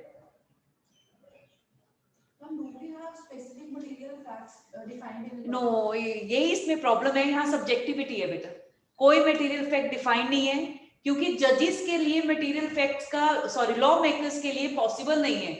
Material fact varies with change in social conditions, क्योंकि हम एक point of time पे क्या, फॉर एग्जांपल कैसे चेंज होता है। अगर हम बात करें 1950s या 60s की, आपको पता है दहेज में क्या दिया जाता था? साइकिल, रेडियो, एक बाल्टी दे देते थे और साथ में वो जो जूट वाले पलंग होते हैं वो दे देते थे। ये दहेज होता था। आज का दहेज जो हम कहते हैं, लड़का तो लड़का, एक शादी हुई थी पंचकूला में 2-3 इयर्स बैक, उन्होंने सारे रिलेटिव्स को गाड़ियां गिफ्ट की थी। तो आप देखिए सोसाइटी या सोशल सिस्टम चेंज हो रहा है। पहले लड़का और लड़की शक्ल भी नहीं देखते थे प्रायर टू मैरिज, तो बाद में देखा जाता था। क्यों? दोनों के पेरेंट्स देख लेते थे अपना रिस्पेक्टिव जो भी उनके होने वाले स्पाउसेस को, और अगर उन्हें ठीक लगता था, पार्टीज कभी डिनाई नहीं करती थी। बड़ों का इतना ज्यादा से होता था लाइफ में, बिचौलिए का बहुत इंपॉर्टेंट रोल होता था। पर जितने भी ये बातें आजकल खत्म हो रहा है। अब क्यों? अब जो हम जब बात करते हैं इंडिपेंडेंस की, हम जब बात करते हैं वेस्टर्नाइज सोसाइटी की, तो ये सब फिनोमिना खत्म हो रहे हैं। यस, वो अब कोर्ट्स को अपना डिस्क्रिशन ही, जुडिशियल डिस्क्रिशन बेटा, जुडिशियल, यस, क्योंकि डिस्क्रिशन कुड बी एक्सरसाइज मैला फाइडी और बोना फाइडी। तो हम तो कोर्ट्स को सिर्फ हमने जुडिशियल डिस्क्रिशन ही दिया, कहीं पर हमने डिस्क्रिशन नहीं दिया, जुडिशियल डिस्क्रिशन दी है, ताकि वो अपना जुडिशियस माइंड अप्लाई कर डिसाइड करे कि वो वैलिड है या नहीं है। अब फॉर एग्जाम्पल, जो लड़का है वो एडॉप्टेड सन है, पेरेंट्स ने उसको उसका ब्रिंगिंग अप की है, he is a well settled boy. After marriage लड़की को पता चलता है कि ये तो एडॉप्टेड चाइल्ड है। Is it a material fact? No, it is not. जो आप, ये मटेरियल फैक्ट नहीं है, बिकॉज जब आपने एडॉप्शन ले लिया है तो आपका एडॉप्शन एंड मेंटेनेंस एक्ट में ही लिखा हुआ है कि उसकी सारी टाइज अपनी एडॉप्टेड फैमिली से सेवर हो जाएगा and it will B transplanted in the adopted family. अब उसको वो सारे राइट्स हैं जो एक नेचुरल बॉर्न चाइल्ड को मिलेंगे। तो ये कोई इश्यू नहीं है कि शादी के टाइम पर कोई बताए, क्यों? पेरेंट्स ही भूल चुके होते हैं आफ्टर सर्टेन टाइम कि ये हमारा बच्चा नहीं है। वो एडॉप्टेड चाइल्ड को पालते हैं एज देयर ओन चाइल्ड, तो ये वाला कोई मटेरियल फैक्ट नहीं है। हाँ जी, प्री मैरिटल अफेयर्स कि लड़की के 9-10 अफेयर्स थे, सोशल नेटवर्किंग साइट्स पर भी बड़ा एक्टिव थी, डेटिंग साइट्स पर भी एक्टिव थी। हस्बैंड नहीं, वो लड़की के लिए बेटा, वो भी पर्सन टू पर्सन वेरी करता है बेटा। आप नहीं, पर बेटा जब हम बात करें ना fraud as to material fact, आपने बोला लाइफस्टाइल हम एडमिट कर रहे हैं, पर ये नहीं, बाद में तो हमें कुछ प्रॉब्लम ही नहीं है। बाद में तो चाहे वो अब सीता मैया बन जाए तब भी बात तो है कि कोई ऐसा मटेरियल फैक्ट, क्योंकि जो भी आपका वर्डेबल मैरिज है, शादी के टाइम पर कुछ प्रॉब्लम है, तो हम तो उस पॉइंट ऑफ व्यू से देख रहे हैं। बाद में अगर पार्टी, अगर उसको वो एग्रीव्ड नहीं होगा तो वो नहीं पिटीशन फाइल करेगा। मैरिज को तो हमने वैलिड ही माना ना, अफोर्डेबल मैरिज को। अब यहाँ पर आपने कहा लाइफस्टाइल, पर इवन इन टुडेज टाइम लड़के भी जज बनते हैं, लड़कियां भी जज बनती हैं। ये रियल केसेस हैं बेटा। लड़के जज बनकर they will not prefer to marry a girl who has become जज। आपको पता है ये स्टूडेंट्स मुंह पे कहते रहते हैं, नहीं मैम जज लड़की से नहीं शादी करनी। कोई लेक्चरर लुक्चरर ही बताओ, थक के आएंगे, वो भी थक के आएंगे, किसको कहेंगे खाना बनाने के लिए। ये इस क्लास में जो जज बन चुके हैं, क्योंकि अब वो उस टाइम तक रिलेशन टीचर स्टूडेंट का थोड़ा फ्रेंडली हो जाता है, तो उनसे जब मैं पूछती हूँ कि तुमने स्टार्ट किया मैट्रिमोनियल अपना देखना, वो कहते मैम देखो तुसी तो कोई डिपार्टमेंट कोई लब्बे या कुछ हो ये सब हो। तो आप देखिए पढ़ा लिखा बच्चा भी ऐसा सोचता है। तो ये लाइफस्टाइल जो हम कह रहे हैं, अभी हमारा society is not mature enough कि वो लड़कियों का ये लाइफस्टाइल अडॉप्ट कर ले। अगर लड़का है ऐसा, पेरेंट्स बड़ा खुश होते, वाह वाह वाह बड़ा ये तो फ्लरिश कर रहा है बहुत, ये सब ठीक है। वो तो फिर जेंडर डिस्क्रिमिनेशन हो गया है बेटा, पर हम ये ना सोशल को चेंज, हम सोसाइटी को चेंज इतना जल्दी नहीं होगा, बिकॉज हमारे यहाँ पर जेंडर सेंसिटाइजेशन ही नहीं है। जेंडर इक्वालिटी तो बहुत आगे की बात है। हम जेंडर सेंसिटाइज्ड नहीं है कि हम सोचें कि ये जेंडर सेंसिटिविटी होता है कि हमें मेल और फीमेल दोनों के लिए सेंसिटिव होना चाहिए कि गलत हो रहा है तो बोलना। हमारी सोसाइटी जेंडर सेंसिटाइजेशन के फिनोमिना को अभी तक वो अडॉप्ट नहीं कर पाई है। तो जब तक आप सेंसिटाइज्ड नहीं होंगे ना, ये तो कॉन्स्टिट्यूशनल ये जो नोशंस हैं इक्वालिटी वगैरह की, ये सब एब्स्ट्रैक्ट हैं। पहले तो हमारी सोसाइटी को सेंसिटाइजेशन सबसे इंपॉर्टेंट है। आजकल लॉ में जो हमारे एकेडमिक सर्कल्स में वो बनते हैं courses, they are not for updating legal point of view, they are for sensitizing people. वो टीचर्स को इनवाइट करते हैं even in national law school कि आप सेंसिटाइज्ड करो। तो जो आते हैं इंटरडिसिप्लिनरी आता है पूरा, जो आता है वहां पर ऑडियंस जो कि पॉलिटिकल साइंस से भी है, सोशियोलॉजी से भी है, सबसे हैं, और हमने उनको सेंसिटाइज्ड करना है, लीगल मैनर में सेंसिटाइज्ड करना है। तो हमारे लीगल प्रोविजंस तब तक ये सक्सेसफुल नहीं होंगे जब तक हम खुद सेंसिटाइज्ड नहीं होंगे। तो लॉ तो सब ये बात की बातें। तो जब हम बात करते हैं, ये इश्यू अभी भी बहुत इंपॉर्टेंट है बेटा। वो क्यों? अगर लड़के की फैमिली को पता चले प्रायर टू मैरिज कि लड़की का कहीं पर अफेयर था, दे विल 80% केसेस, अगर वो अरेंज मैरिज है, वो शादी नहीं करेंगे, वो शादी नहीं करेंगे। तो जब हम बात करते हैं सोसाइटी का जो फंक्शनल होने का तरीका है, दैट इज टोटली डिफरेंट। और जब हम बात करते हैं यहाँ पर mind to mind talk as lawyers या एज अकेडमिशियन, उनका डिफरेंट तरीका है। तो हम तो सोशल स्टैंडर्ड्स को अप्लाई करते हैं बेटा, बिकॉज जब कोर्ट में डिस्प्यूट्स जाएंगे, they will be the individual disputes. तो सोसाइटी सोशल स्टैंडर्ड्स हमें पता ही नहीं क्या है, तो वो पर्सन टू पर्सन वेरी करते हैं। ठीक है प्लीज, ठीक है प्लीज, यस। तो अगर हम प्री मैरिटल अफेयर्स की बात कर रहे हैं, not a material fact, because आपका कंसर्न होना चाहिए आफ्टर मैरिज। तो मैरिज से पहले उसका क्या लाइफस्टाइल था, उसका क्या है, आपको वैसे इससे बॉदरेशन नहीं होना चाहिए।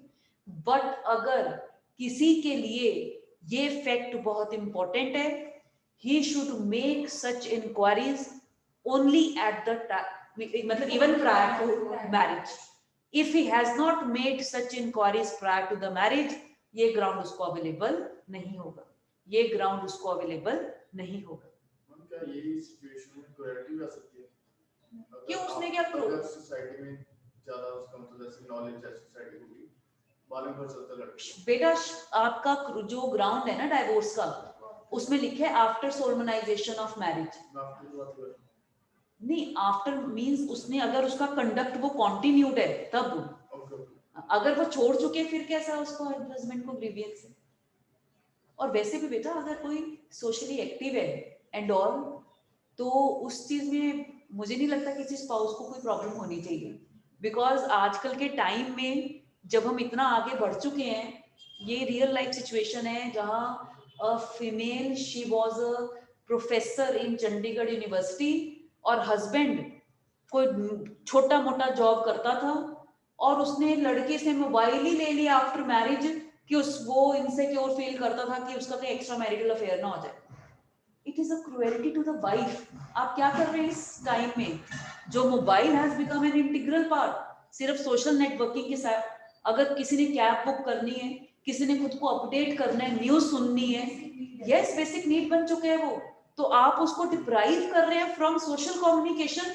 तो ये that is a cruelty to the wife. तो आजकल के टाइम में person should be broad minded कि जब हम एक ऐसी सोसाइटी में रह रहे हैं जहां पर गर्ल्स और बॉयज दोनों हैं, अब अगर वाइफ रिस्ट्रिक्ट करे कि आपने ऑफिस जाकर फीमेल एम्प्लॉय से बात नहीं करनी, दैट इज अब जो जया चंद्रा का केस था, वहां वाइफ का जो तरीका था दैट इज अनफेयर कि आप हॉस्पिटल में फीमेल नर्सेज ना रखो और जब सर्जरी करो तो अपना जो ऑपरेशन थिएटर के गेट से खुले रखो। इसमें कोई लॉजिक नहीं है बेटा। तो जो हम कहते हैं मैरिटल रिलेशनशिप म्यूचुअल फेथ और ट्रस्ट के ऊपर बेस्ड है, तो यहाँ पर इन सब जो ये चीजों का कोई जगह नहीं है। तो अगर किसी को है, इसका मतलब उसके दिमागी प्रॉब्लम है, साइकोलॉजिकल प्रॉब्लम्स हैं, उसको साइकोलॉजिकल ट्रीटमेंट चाहिए उस स्पाउस को जो इस तरीके से सोच रहा है। ठीक है प्लीज, ठीक है प्लीज। अगर उसने प्रॉपर इंक्वायरी करी है प्री मैरिटल इफेक्ट के रिगार्डिंग, यस, अगर उसने कंसील किया है then it will be covered under this fact. Yes, उसने इंक्वायरी की पर उसको पता नहीं चला, बाद में उसको पता चला। बेटा पता ना चलना नहीं, उसने उसको बताया या नहीं बताया। अगर ये बात कहने के भी तरीके होते हैं, अब सपोज मुझसे पूछे कोई कि आपका कोई प्री मैरिटल अफेयर है, मैंने कहा हाँ मेरे 2-4 फ्रेंड हैं, अब उसने तो बता ही दिया ना। अब आप उससे भी अगर खोद खोद के पूछना चाहते हो तो उसी टाइम पर पूछ लो। अब ये सब क्योंकि ये भी पर्सन टू पर्सन वेरी करता है बेटा, तो जितना आपने पूछना है specific details you should ask at the time of marriage. After marriage in pre marital जो चीजें हैं रिलेशनशिप है उसका कोई वैल्यू नहीं है। हाँ जी, concealment of age, age yes. क्यों?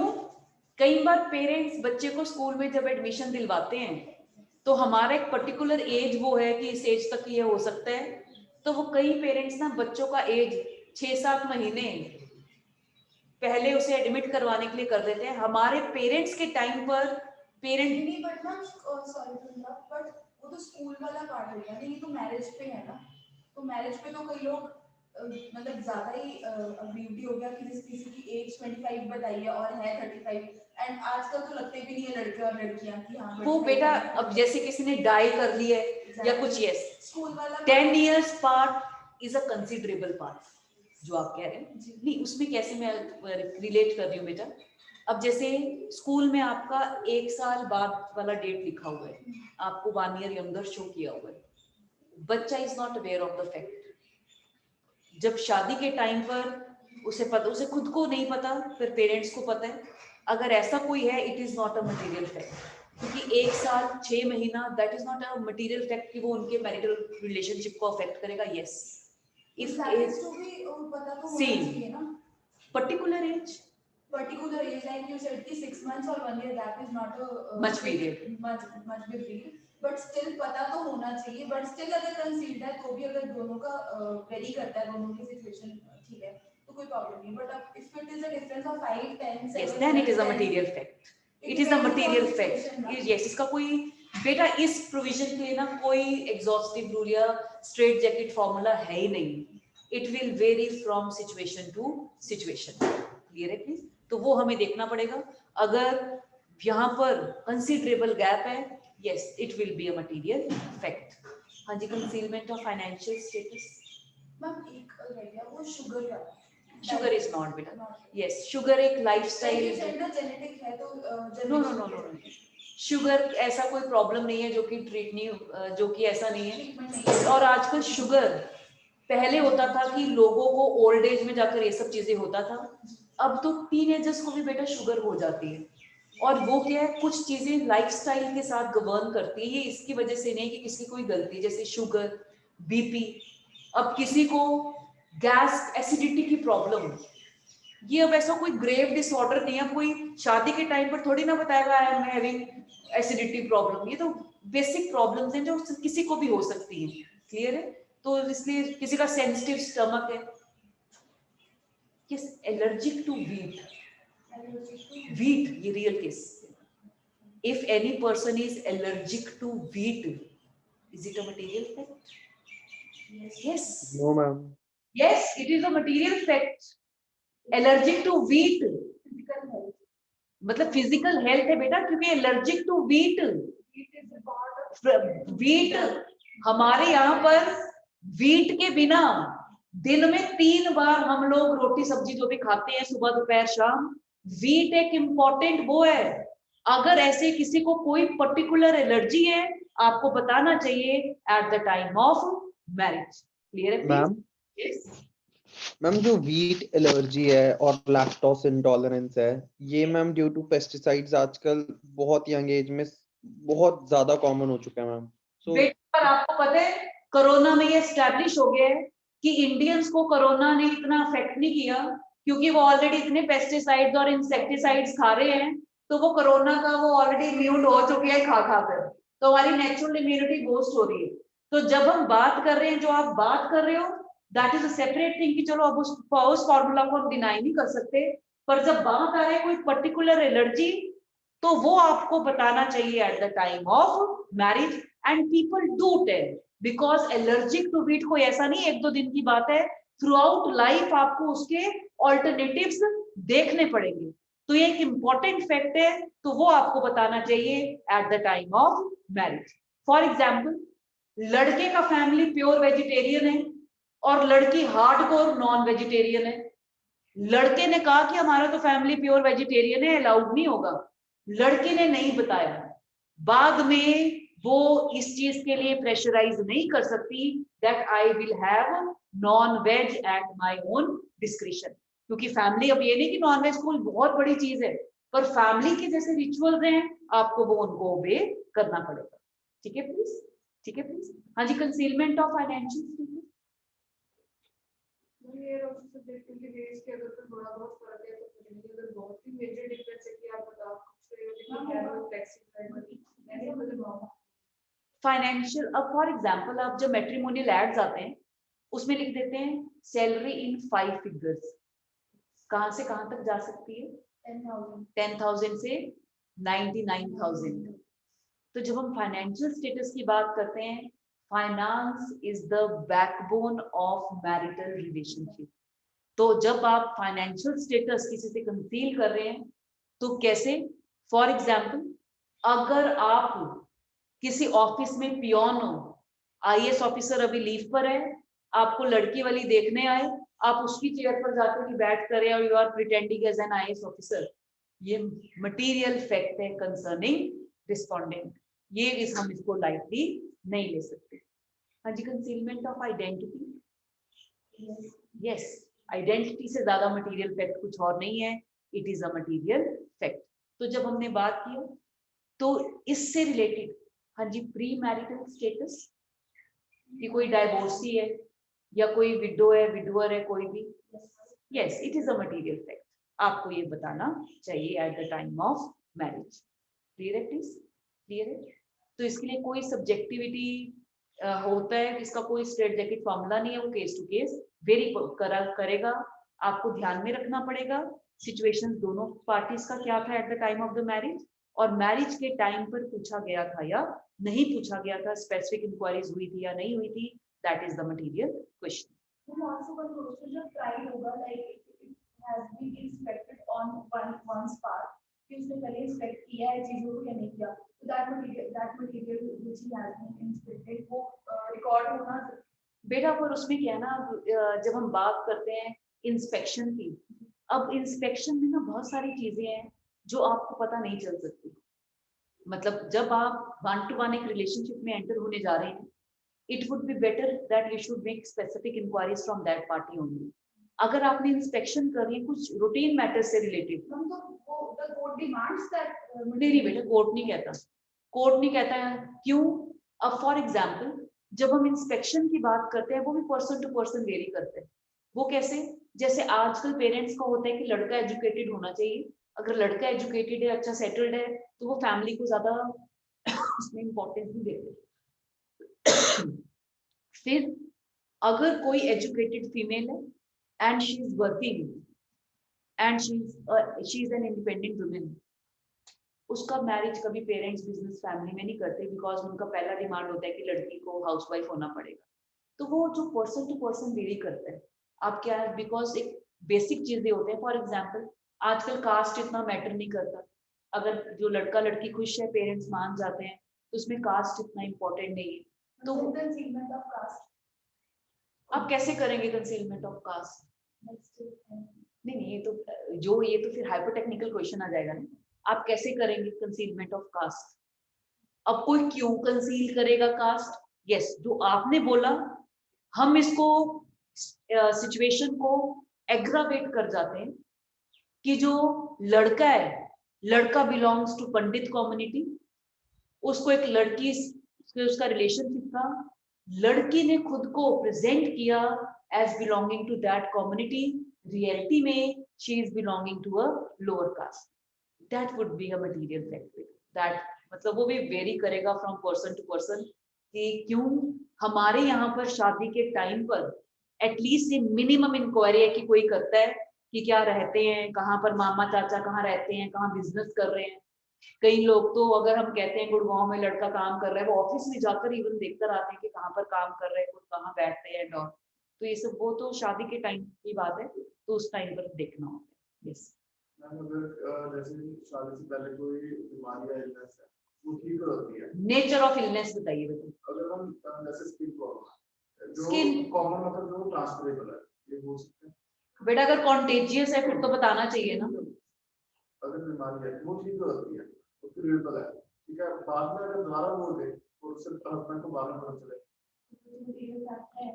बेटा पर नेचर ऑफ डिजीज वेरी करता है, वो क्यों? जैसे कि मेंशन की स्किन डिजीज है, पहले ठीक हो गया तो बताया है, बट शादी के बाद फिर से हो गया। पर बेटा nature of skin disease, nature of skin disease वो मैटर करता है।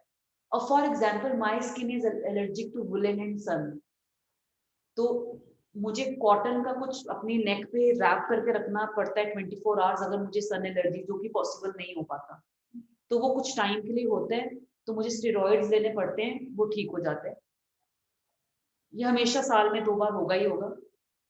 अब sir and me, we are in the law department, 6-7 years तक हम एक ही ग्रुप में थे, हम सब जानते थे, पर मुझको सन एलर्जी है वो सर को नहीं पता था प्रायर टू मैरिज।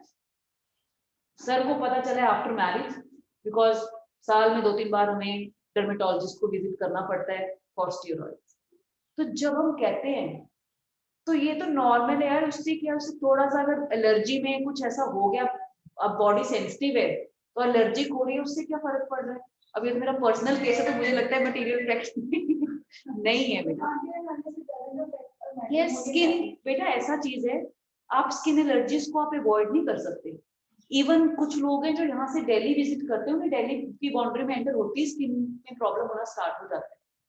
जैसे कोई किसी को किसी भी तरह का स्किन प्रॉब्लम किसी भी टाइम हो सकता है, तो ये कोई ऐसा यस अनटिल एंड अनलेस आपने जो बोला कॉन्टेजियस नहीं होना चाहिए बेटा।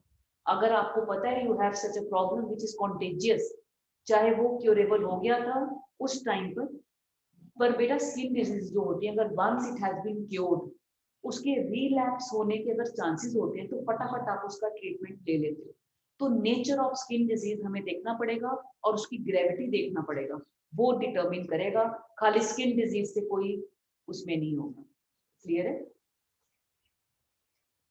कुछ और पूछना आपने? यस, आगे लिखिए। Section 12(1)(c), section 12(1)(c has to be read with section 12(2)(a).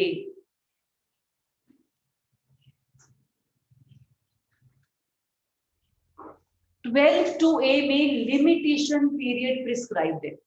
Limitation period क्यों प्रिस्क्राइब्ड है? क्योंकि अगर कोई ऐसी मैरिज हुई है जिसमें कोई ऐसा विशिएटिंग फैक्टर है और दोनों पार्टी 10-11 इयर्स इकट्ठी रह चुकी है, तो हमेशा हम एक स्पाउस के ऊपर तलवार नहीं टांग सकते कि जो दूसरा स्पाउस है वो कभी कोर्ट में जाकर आपसे मैरिज को एनल करवा लेगा बाय डिक्री ऑफ नलिटी। तो अगर पार्टी एग्रीव्ड है फ्रॉम एनी फैक्ट क्योंकि सारे जो 12(1) सेक्शन 12 सब सेक्शन 1 में जो 4 ग्राउंड्स हैं at the time of marriage कुछ एग्जिस्ट कर रहे हैं, तो अगर आपने विद इन दैट पीरियड आपने रिलीफ नहीं लिया, then your petition can not be entertain. तो वो लिमिटेशन पीरियड प्रिस्क्राइब्ड है, और लिमिटेशन पीरियड प्रिस्क्राइब्ड बहुत ही लॉजिकल है कि अगर आपने within 1 year petition file नहीं किया for annulment of marriage by decree of nullity, तो 1 ईयर कब तक?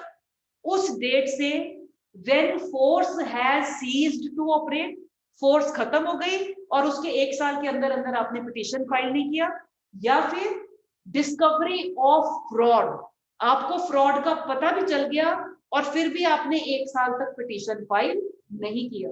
इसका मतलब लिमिटेशन पीरियड है within 1 year from the date of discovery of fraud और cessation of force.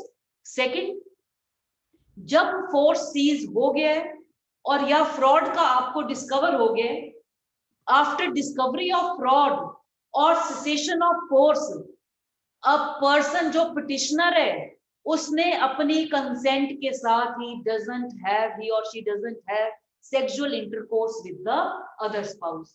Having sexual intercourse signifies the fact that you have accepted the other spouse. उसके बाद आपके पास रिलीफ नहीं होगा। Why? Because you have entered into conjugal relationship even after cessation of force or discovery of fraud.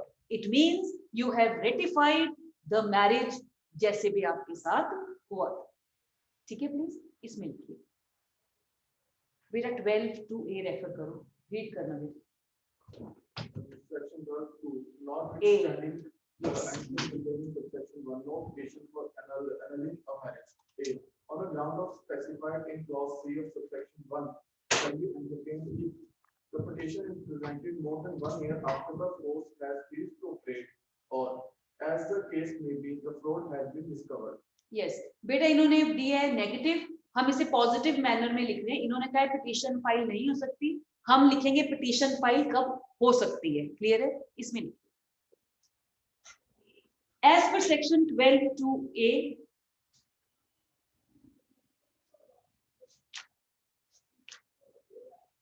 as per section 12(2)A petition, first point लिख लेना बेटा, आई लिख लीजिए। petition under section 12(1)C can be filed within 1 year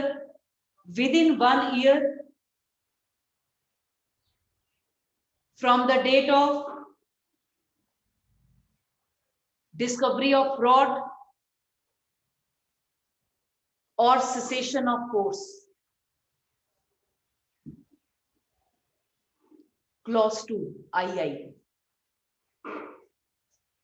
Petitioner should not have lived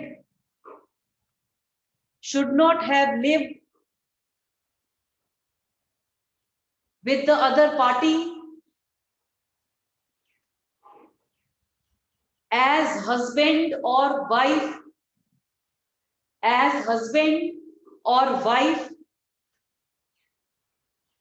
with his or her full consent after discovery of fraud or cessation of force. After discovery of fraud or cessation of force. बेटा क्योंकि nature of ceremony cover नहीं होगा ना, मतलब yes fraud as to nature of ceremony होना चाहिए या fraud as to material fact concerning respondent होना चाहिए। जब हम फोर्स कैसे, हमने कहा जब हम फोर्स की बात करते हैं, फोर्स का मतलब ये मत लीजिए फिजिकल फोर्स, उसमें हम ले लेते हैं मेंटली किसी को प्रेशराइज करना। फोर्स है वो फिजिकली भी अप्लाई हो सकती है, मेंटली भी अप्लाई हो सकती है। फॉर एग्जाम्पल, लड़की के पेरेंट्स नहीं, उसके साथ उसका छोटा भाई है, यस उसने छोटे भाई को किडनैप कर लिया कि अगर तूने मैरिज नहीं की तेरे भाई को हम कुछ नुकसान पहुंचा देंगे। तो जो फियर ऑफ इंजरी है to girl's brother, that is also a force which is operating upon her. या फिर अब जो लड़की है, लड़की के पास्ट में कोई ऐसी चीज थी which is not healthy for her future, वो उसे ब्लैकमेल कर रहे हैं कि मैं इसको वायरल कर दूंगा या कुछ भी कर दूंगा अगर आपने मेरे से मैरिज नहीं की, then that will be a force which is operating. Force होता है कि जब आपने कंसेंट दिया है, आपके माइंड पर कोई प्रेशर ऑपरेट कर रहा था। फिजिकल फोर्स का टाइम आजकल खत्म हो चुके हैं। चाहे आप क्रुएलिटी ले लो, किसी भी जो क्राइम्स हैं, क्राइम्स का फॉर्म और कॉन्टेक्स्ट चेंज हो चुके हैं। फिजिकल फोर्स को easily a person could deal, पर जब बात आता है मेंटली अगर आपको कोई प्रेशराइज कर रहा है इन चीजों के साथ, a person could be easily manipulated. आपको पता है फोर्सफुली आप इजीली मैनिपुलेट नहीं कर सकते, पर अगर आप किसी को मेंटली मैनिपुलेट करने में कामयाब हो जाते हो, पर्सन आपके साथ हमेशा के लिए बाउंड हो जाता है। क्लियर है? इसलिए हम कहते हैं कोई भी चीज जो मेंटल ज्यादा अफेक्ट करेगी वो ज्यादा उसका प्रेशर रहेगा। क्लियर है प्लीज? यस। नेक्स्ट देखिए ground, pre marriage pregnancy. Pre marriage pregnancy,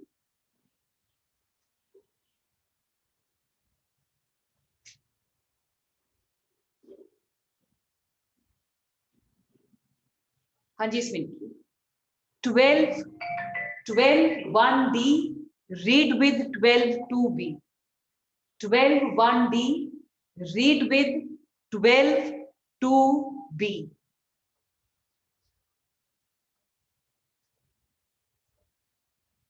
बेटा बेरेक्ट रेफर करो, बेरेक्ट रेफर करो, रीड करना भी 12(1)(d) रीड करो। That the respondent was at the time of marriage pregnant by some person other than a petitioner. Underline कर लो, ये आपके प्रीलिम्स का क्वेश्चन है। At the time of marriage underline करो, by some person other than the petitioner underline करो। इसका मतलब अगर जिससे मैरिज हुई है, if a lady is pregnant from that person only, section invoke नहीं होगा। A lady should be pregnant by some other person other than the petitioner.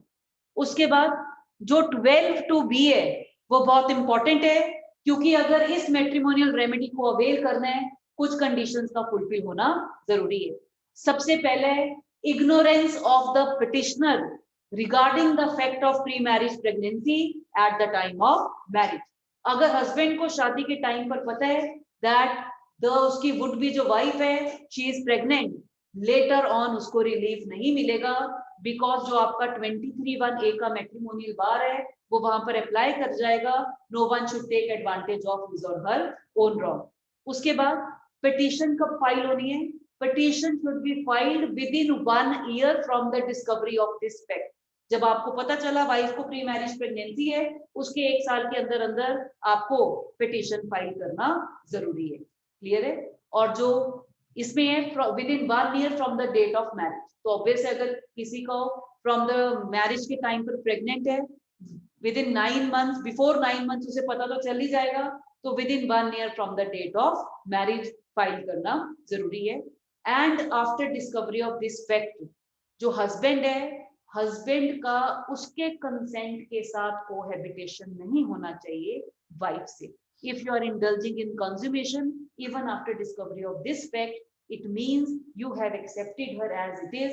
आपको प्री मैरिज प्रेगनेंसी के फैक्ट से कोई भी प्रॉब्लम नहीं है, because conjugal relationship is the basis of marital relation. ठीक है please?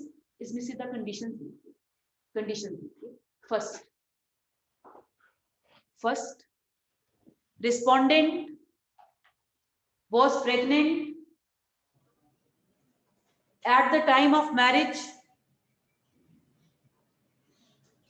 by some person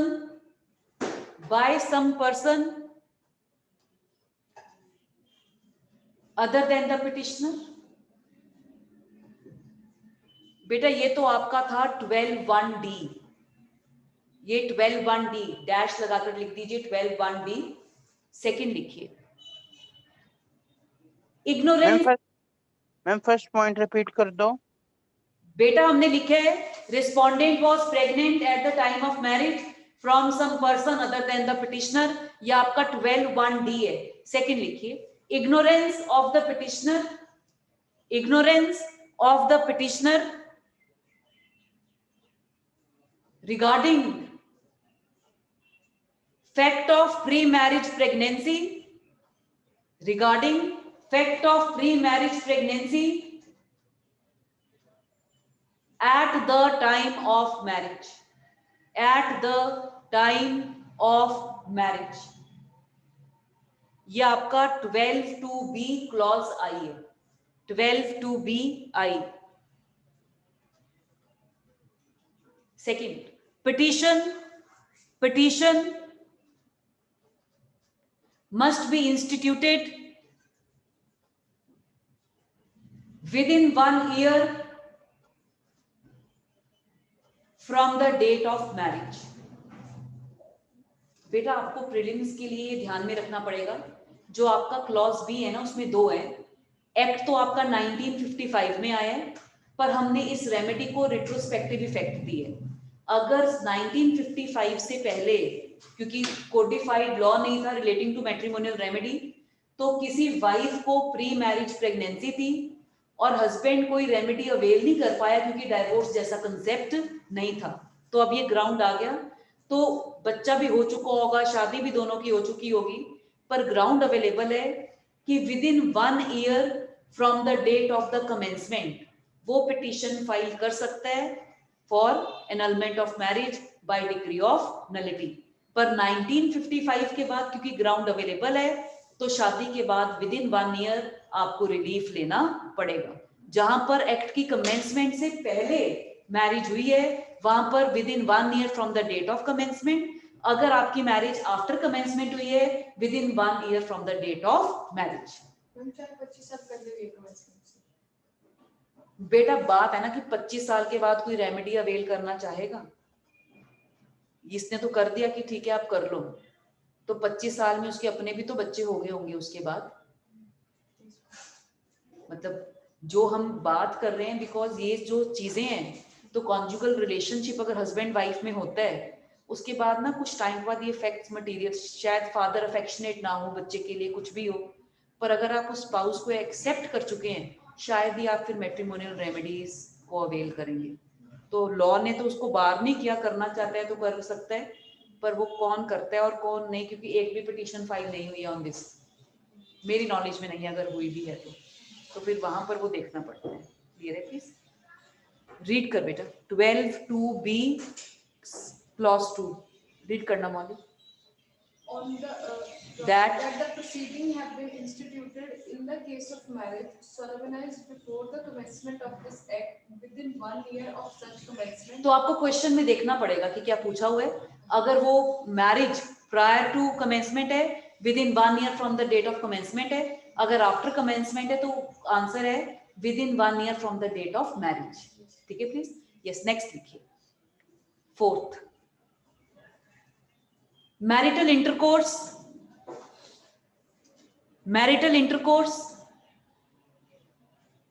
has not taken place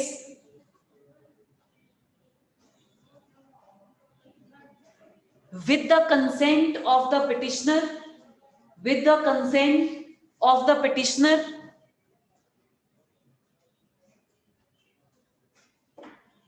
since the discovery of the petitioner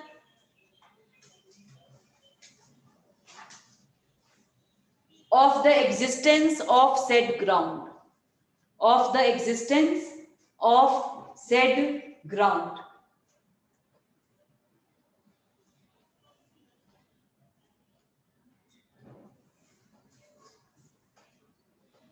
clear है प्लीज? इसके साथ हमारा अवॉइडेबल मैरिज का टॉपिक खत्म हो जाता है। जो नेक्स्ट टॉपिक है जो डील करें, that is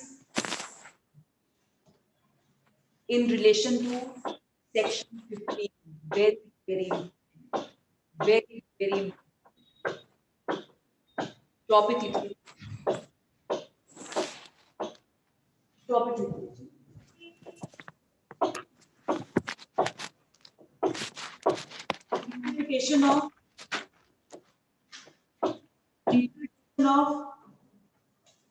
Interpretation of section 15, interpretation of section 15, read with section 11, 12, 13, 28.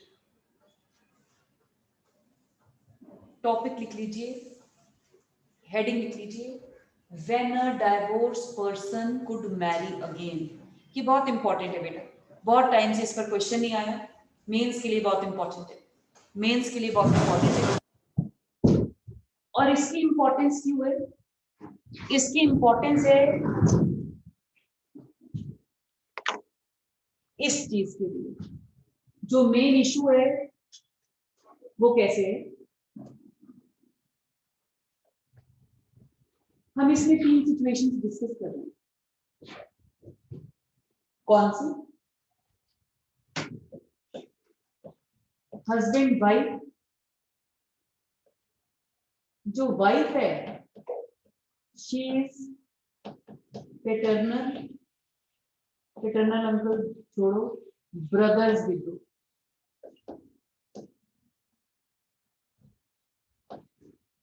ठीक है, ब्रदर्स विदो। मैरिज हो जाती है, वाइफ एग्रीड है, she filed petition for divorce plus maintenance. ठीक है प्लीज। हस्बैंड ने डिनाई किया, मैरिज तो हमारी वॉइड है, मैरिज वॉइड है, मैट्रिमोनियल रेमेडी का क्वेश्चन अराइज नहीं होता। क्यों है वॉइड? प्रोहिबिटेड रिलेशनशिप है तो वॉइड है। Wife fail to prove custom, जो करना था, तो डिस्ट्रिक्ट कोर्ट ने डिक्री पास कर दिया इन फेवर ऑफ हस्बैंड। ठीक है प्लीज। हस्बैंड खुश था, मैरिज जब की वैलिड थी, हम कह रहे हैं कस्टम है, पर वाइफ अपना बर्डन डिस्चार्ज नहीं कर पाई एविडेंस एक्ट के अंदर, तो वो केस हार गई। उसके बाद इमीडिएटली अगर डिसीजन आया 21 जनवरी को, हस्बैंड ने 22 जनवरी को रीमैरिज कर। ठीक है। और हस्बैंड ने रीमैरिज क्यों करी? कि कहीं उसकी जो वाइफ है वो अपील फाइल करके कहीं जो एपीलेट कोर्ट है वो जजमेंट को चेंज ना कर दे और कहीं मुझे वापस इसके साथ ना रहना पड़े। ठीक है प्लीज। इसका मतलब इस आदमी ने क्या करा, एक स्टैट्यूटरी राइट जो वाइफ को अवेलेबल था, आपने उस राइट से उसको क्या कर दिया, इनफ्रक्चुअस कर दिया, डिप्राइव कर दिया बाय योर यूनिलेटरल एक्ट। और वो यूनिलेटरल एक्ट कौन सा है? रीमैरिज। दूसरा केस, ये तो सेक्शन 11 में चला गया ना, वॉइड का है बेटा, है। इसके लिए भी एक टेक्निकल इश्यू है जिसकी वजह से मैटर यहाँ तक पहुंचा। उसके बाद हमने कहा हस्बैंड वाइफ है, हस्बैंड ने केस फाइल किया 12(1)(c) के अंदर, जो हमने कहा है कंसेंट बाय फोर्स और फ्रॉड, और यहाँ पर उसने कहा वाइफ ने कोई फ्रॉड किया। हस्बैंड के फेवर में डिक्री हो, डिक्री ऑफ नलिटी 21 जनवरी को डिक्री हुआ, और इस हस्बैंड ने क्या करा, 22 को उसने रीमैरी कर लिया, किससे? 1 के साथ। रियलिटी में जो वाइफ है वो ये प्रूव नहीं कर पाई कि ऐसा कुछ, उसे डिनाई नहीं कर पाई हस्बैंड के प्रूफ को, अपना ऑनर्स डिस्चार्ज नहीं कर पाई, इसलिए यहाँ पर केस हार गई। डब्लू ने अपील फाइल करना था, पर उसका जो अपील फाइल करने का राइट है, अब वो करे ना करे बराबर ही है, क्योंकि हस्बैंड तो ऑलरेडी रीमैरिज कर चुके हैं। इसने एच ने फिर से क्या करा है, दूसरे स्पाउस के स्टैट्यूटरी राइट को उसने अफेक्ट कर दिया by his unilateral act. Can a party by his unilateral act deprive another spouse या deprive another party of any statutory right? ये सेकंड सिचुएशन है। ये आपका सेक्शन 12। हस्बैंड वाइफ है, हस्बैंड ने केस फाइल किया ऑन वाइफ्स क्रुएलिटी, डिक्री हो गया, 21 को डिक्री हुआ, सेम हस्बैंड है, 22 को उसने मैरिज कर लिया W1 से। वाइफ अपील करना चाहती थी, पर अपील करने ना करने का कोई फायदा नहीं, जब हस्बैंड ने शादी कर ली है तो वो करे ना करे, उसको उसने राइट ऑफ फाइलिंग अपील इनफ्रक्चुअस कर दिया। तीनों केसेस में वाइफ ने कहा कि जो इस अच्छ ने शादी की है, हम 3 वाइफ्स की बात कर रहे हैं, वो वैलिड नहीं है, क्योंकि सेक्शन 15 अप्लाई करता है। 13 वाला हस्बैंड तो एग्री कर गया कि हाँ मेरे से तो कॉन्ट्रावेंशन हो गई है, तो देख लेते हैं क्या हो सकता है। ये दोनों ने तो एग्री भी नहीं किया। एग्री क्यों नहीं किया, इस यहाँ पर इन अपने रेस्क्यू के लिए जो एक्ट है, he pleaded section 15, the phrases and terminology that is used in section 15। Saurabh read कर बेटा, सेक्शन 15 रीड करना।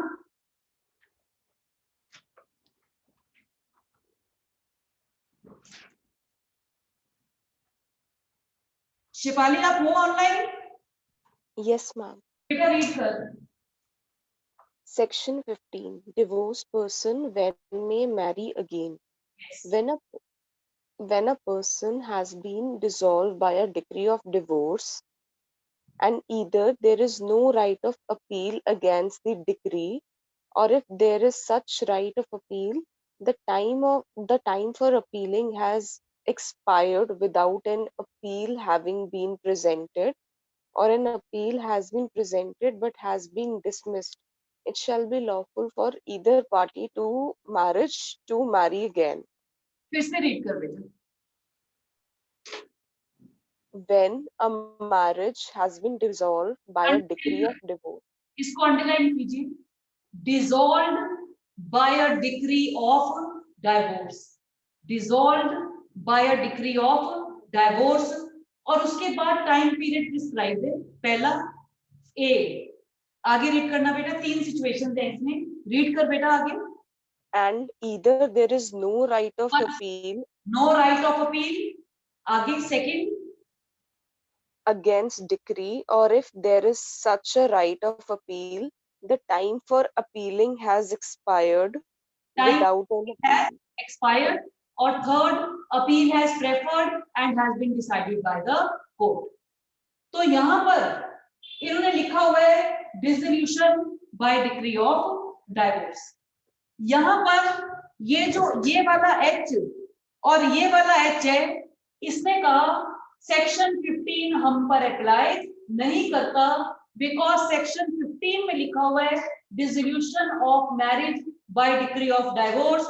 ये कहता इन माय केस कोई सब्सटेंटिव रेमेडी तो मैंने ली नहीं है, I have only obtained declaration as to void marriage by decree of nullity.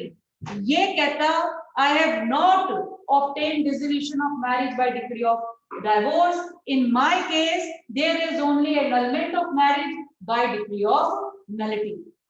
यहाँ पर अब जो क्वेश्चन अराइज हुआ वो ये अराइज हुआ, अब जो सेक्शन 28 है बेटा, 28 निकालना। शिफाली 28 रीड कर बेटा। Section 28. Section 28. Appeals from decree and orders. Subsection 1. All decrees made by court in any proceeding under this act shall are appealable. अब आपका सेक्शन 28A ने तो कहा in every case appeal maintainable, all decrees are appealable, चाहे वो decree of RCR हो under section 9, चाहे decree of JSA judicial separation 10, चाहे decree of nullity under section 11, again decree of nullity under section 12 और decree of divorce under section 13, all decrees are appealable. पर जो appeal का right है that is a statutory right जो party को किसने दिए? सेक्शन 28 ने. क्या ये जो दो लोग हैं इन दो केसेस में, इन दोनों हस्बैंड्स ने क्या करा है? अपने यूनिलेटरल एक्ट से पहले तो 28 का राइट डिफीट कर दिया, स्टैट्यूटरी राइट को, और वो किसके गार्ब में किया? अंडर गार्ब ऑफ सेक्शन 15 कि सेक्शन 15 हम पर अप्लाई नहीं करता. बेटा यहाँ से हम कल का लेक्चर स्टार्ट करेंगे कि सेक्शन 15 को कैसे अप्लाई नहीं करता, because there are judgments by the Supreme Court, जिसको हम यहाँ पर डिस्कस करेंगे. तो आपको डॉक्यूमेंट दिया था बेटा, आपको उस दिन हैंड ओवर किया था, वो रीड करता रहना, वो इंपॉर्टेंट है. लता कामत का केस है, उसमें तेजिंदर कौर का केस है, चंद्रमोहन का केस है. एक बार बेटा डॉक्यूमेंट रीड कर आना, ये इंपॉर्टेंट है. ऐसे क्वेश्चन आपको मेंस में आ सकते हैं बिकॉज यहाँ पर आपका इंटरप्रिटेशन इन्वॉल्व है ऑफ डिफरेंट प्रोविजन. अगर आपने स्पेसिफिकली इन इश्यूज को डील नहीं कर रखा होगा मेंस में, उस टाइम पर एग्जैक्ट रीजनिंग को लोकेट करना बहुत मुश्किल हो जाता है. तो ये आपको प्रे करना चाहिए कि जो आपको मेन में इश्यूज आए या जो भी आपको कॉम्प्लिकेशंस आए या सिचुएशंस आए, वो ऑलरेडी आपने कहीं ना कहीं पढ़ रखी हो, तब आप इजिली अपने आंसर को वहां पर मैनेज कर पाओ. ठीक है प्लीज, यहाँ से हम कल करेंगे. बेटा लता कामत का अपने डॉक्यूमेंट पढ़कर आने से.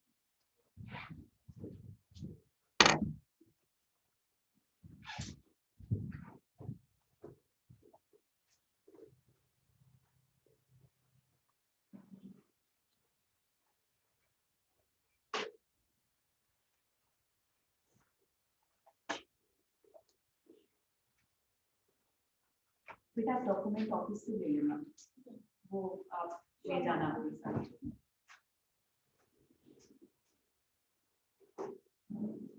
बेटा अगर आपको कोई डाउट हो तो आप कल पूछना, हम लेक्चर ओवर कर रहे हैं.